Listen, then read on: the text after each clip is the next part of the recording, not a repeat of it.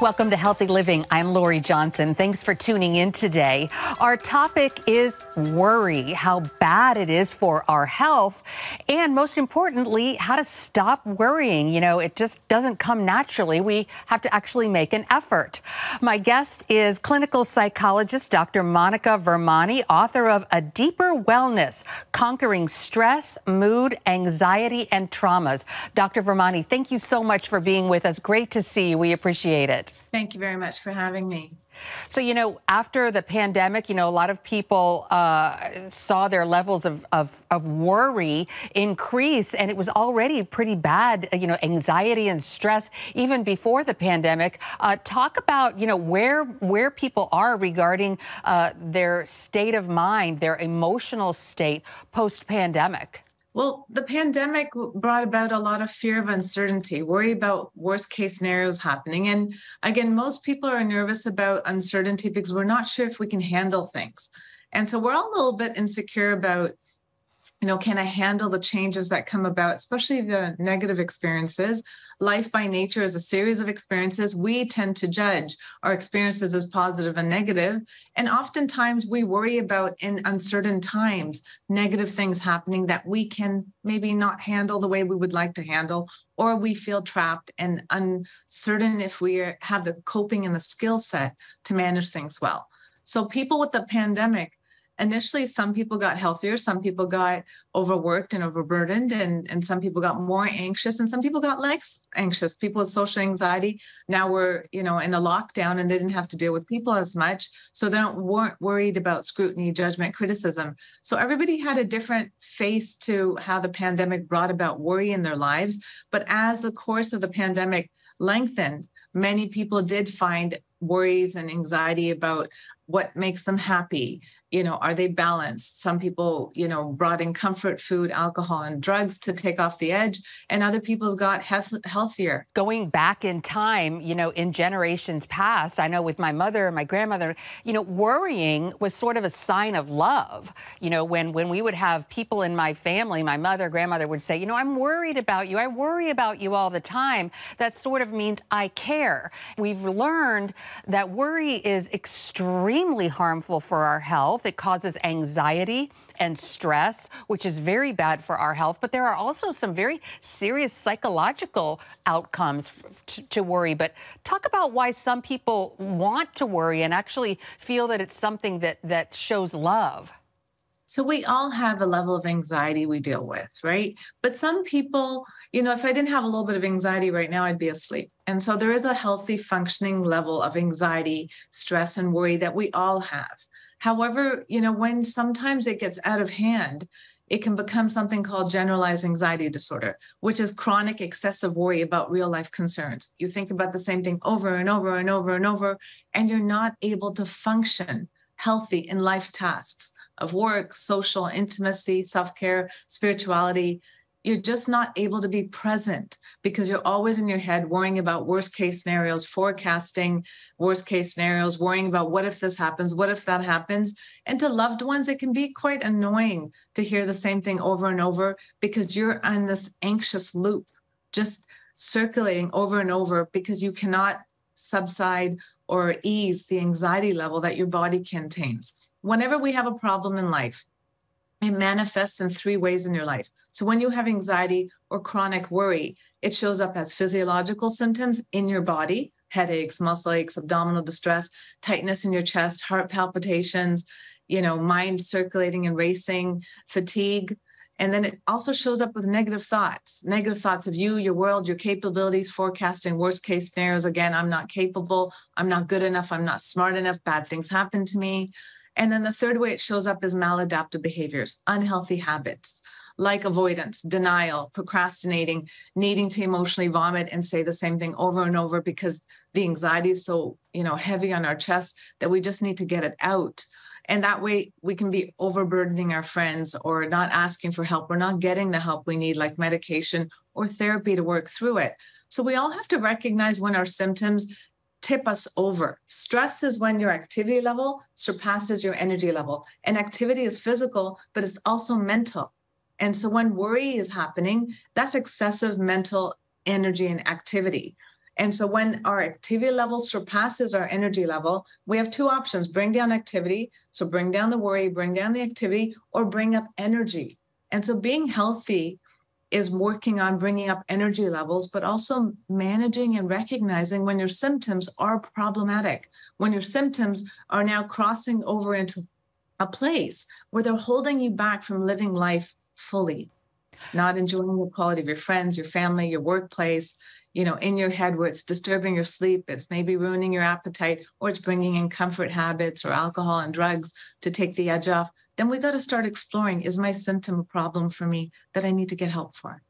If you would please help our viewers understand how to recognize within ourselves that we worry too much. A lot of people don't pay attention to what they think and might not be aware of the fact that they just switch from one worry to the next. Just replacing a worry, what's going to happen to my kids at school today? Oh, I hope I don't get into a car crash today on the way at work. What about the bills? And just from one thing to the next, my mother's health. And, you might not realize that you're a constant worrier, and people might not even tell you that. Well, it's a nice thing to pause and reflect in life and just notice the quality of our thoughts. What is a worry? It is a thought from thin air that you grab and you give energy to, and what you focus on expands. You cannot have two simultaneous thoughts at the same time. So you can't have a negative thought and a positive thought at the same time. So when we're worrying, we're often taking a negative thought, giving it weight, and circulating and holding on to it. And so life is about replacing one thought with the other, replacing the negative with a positive thought. So it's nice for you to pause and reflect and just do a mental inventory. Do I spend most of my day, forecasting worst case scenarios, worrying about things that could happen? That's an important thing. Start tracking your thoughts. Like, am I in a place where everything is possible in life? You want to look at the probability. I could get hit by lightning right now. Possible, but what's the probability of it? I'm indoors, it's not raining, it's a good day out there. Like, the probability is quite small. We have a tendency when we have anxiety disorders to over magnify the probability of bad things happening when everything is possible, but the probability is not that high. We don't challenge it. Challenging your thoughts, challenging worst case scenarios. What is the worst case scenario? Oftentimes what we think is going to happen never happens, but even if it does happen, how bad is it? It's nice for you to explore, challenging your thoughts, exploring the quality. Do I spend most of my day in negative thoughts, always looking at things that could go wrong versus things that could go right? You have to remember, our thoughts go into two places. They go into the past, which is regrets, comparison, looking at things from the past and comparing it to the present, or the future, which the future is uncertainty. It hasn't happened yet. It's your imagination. So if you're going to imagine something, why aren't we imagining best case scenarios versus worst case scenarios? Oftentimes we imagine worst case scenarios in order to feel somewhat equipped, like I can plan for something bad that happens. But if you're spending most of your life planning for bad things to happen, that means you're always worried that I don't have the skill set in the moment to handle it. So what do we really have to manage? Our skill set. Life is a series of experiences. We judge positive and negative. So if we remove the judgment, whatever shows up, life only gives you what you can handle. Reinforce not only for yourselves, but today back to school, our children too, that you have the skill set to handle whatever shows up. And if you feel weak on your skill set, then let's go get resources, get professional help, take a class, learn what you need to learn to enhance your skill set, but realize it's about you feeling capable. We worry more because we feel scared that we won't have the skill set to handle bad things. I really feel that this is an issue that affects each and every one of us. This is great information. We're going to take a quick break and be right back with Dr. Monica Vermani, who is going to tell us now how we begin to stop worrying. The book, once again, is called A Deeper Wellness: Conquering Stress, Mood, Anxiety, and Traumas. Stay with us. Welcome back to Healthy Living, and boy, are we talking about an important subject today, how to stop worrying. It's so bad for our health, so bad for our productivity and every aspect of our lives.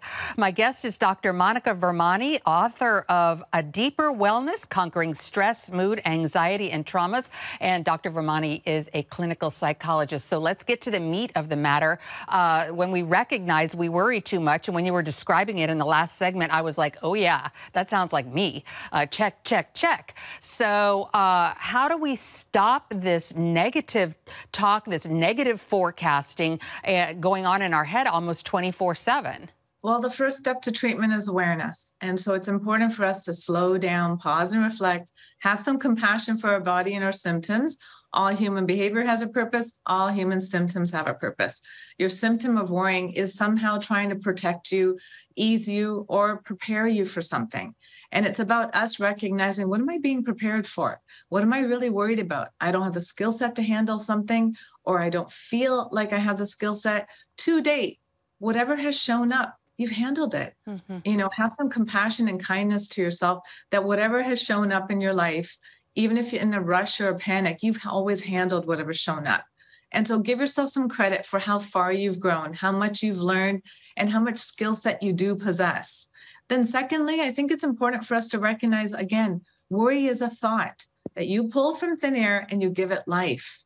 And so am I giving life to thoughts that are what I want to manifest for myself, best case scenarios, enhancing my skill set, praising myself, giving myself a pat on the back and recognizing what I have? Or am I always looking at what I lack, what I'm worried about, worrying about what if this happens, what if that happens? It could happen. Everything is possible, but what is the probability of it? As I was saying earlier, stress is when your activity level surpasses your energy level. And so you have two options: bring down activity, which we can do a little bit, but we can't do too much because we do have to work. We do have responsibilities to do. So the next option is to bring up energy levels.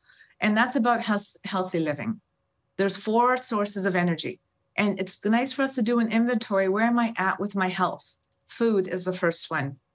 Many times we eat to comfort worry, comfort stress, instead of to replenish energy and give us energy levels that are a steady. Coffee is a stimulant, alcohol is a depressant, sugar is a stimulant, weed's a depressant. We oftentimes do this up, down with our sugar and food intake. And that oftentimes is not healthy. We want to eat foods that balance us, foods that give us replenished energy to sustain us throughout the day. Am I eating clean? Am I eating well? Am I planning my meals so I'm not grabbing something from Uber Eats or from, a variety store that is, processed foods that are not healthy for me? Second one is sleep. Are you getting quality sleep? All day long, there's a wear and tear on your body that only sleep replenishes. During your sleep, you go into REM sleep, which is deep sleep. And in your deep sleep, you replenish your muscles, the white blood cells to fight infection. You replenish the wear and tear your body and your mind has gone throughout the day, through that energy expenditure. And so if you're not having quality sleep, or you're having a hard time falling asleep, or having broken sleep, you need to explore the causes for this. Sleep is crucial for your mind and your body health, as well as to manage levels of stress. Because when you're sleeping enough and you wake up refreshed, then you feel capable to handle your day. Otherwise, you're always worried that I'm not maybe able to handle things. And if you're snoring, if you're not waking up refreshed, go to see a doctor, get a sleep study, explore what is the cause of my sleep issues. Am I not getting enough rest? Am I staying up too late at night? Am I worrying? Many people with generalized anxiety tend to worry in bed. And if you have a tendency to do that, bring in a worry log, start dumping everything out of your head, as I call it, emotionally vomit on a sheet of paper, write down all your fears and say, tomorrow morning, I'll deal with this, and try to go to bed with an empty mind or decompress your day. Many times we run, and we go to bed. You want to, run, and then decompress your day. You want to ease your day, lavender baths, hot bath, listening to calming music. Don't watch the news before bed, because many times you start thinking about all those negative things. Start being more aware of, where am I putting my energy before bed? Am I getting myself to a calm state or not? Third thing is exercise or breathing. Many times when we're stressed out, running about, dropping our kids to school, or doing all the responsibilities to go to work, we do short and shallow breaths. But as a child, you used to do a belly breath, a full breath, relaxed and calm in the moment. And as we grow, we get so much in our heads with our worries and our thoughts that we start doing short and shallow breaths when we're stressed. And so it's important for you to bring your breath back to your belly. Take a pause and a mini break in your day to breathe, just 5 breaths or 10 breaths of 6 seconds in, 6 seconds hold, 6 seconds exhale, or 5 seconds, whatever you feel like, but bring a deep breath in, hold, a deep breath out, hold. That's why cardio and exercise feels so good. It changes our breathing patterns and gets us out of our head into our body where we're a little bit more connected with getting proper air. And that oxygen level calms your mind, calms your muscles, brings you to a place of groundedness in your body. The fourth one is a calm state of mind. Are you dealing with things that stress you out? Paying your taxes on time, going to work on time? Are you getting enough rest so you're not feeling like you're rushing in the morning? Are you doing meal prep so that you have healthy foods ready to go? Start dealing with things, money problems, bring in resources, get in treatment. You're having problems at home, getting counseling or addressing concerns versus pushing them aside. A calm state of mind comes from a number of different things. But remember, the four sources of energy bring us to a place where we manage stress better: food level, sleep quality, exercise and breathing, and a calm state of mind. Am I dealing with things that really are problematic in my life right now? And if you're not, you need to challenge, why am I not putting myself in the equation of my own life? Mm-hmm. You're here to live a healthy version of you. Are you doing that? Yeah. And if not, what are you role modeling to others? Right. Very good. Fantastic advice. It's amazing how many physical activities and how many practical steps we can take to really stop the amount of worrying we're doing. We're going to take another quick break and be right back with Dr. Monica Vermani. The book is A Deeper Wellness. Stay tuned. Welcome back to Healthy Living, and we are continuing our discussion with Dr. Monica Vermani, author of the book A Deeper Wellness, and talking about how to reduce the amount of worry in our lives. It is so destructive. Talk about some of the main worries people have. I would imagine number one is financial, and number two would probably be, worrying about our children, our loved ones, and then about relationships. Is my spouse going to leave me, or, things like that? Do people like me? Things like that. Can you talk specifically about how people can deal with these specific worries? Because in many cases, they are very real. If I had to break down what the core thoughts behind these worries are, it's about not being good enough, not being smart enough, not feeling capable, not having the energy or the skill set to deal with something bad happening. So it comes down to you feeling inadequate, you having low self-esteem, you not feeling good enough in the roles you play as a husband, as a wife, as a child, as a partner, as a student, as a professional.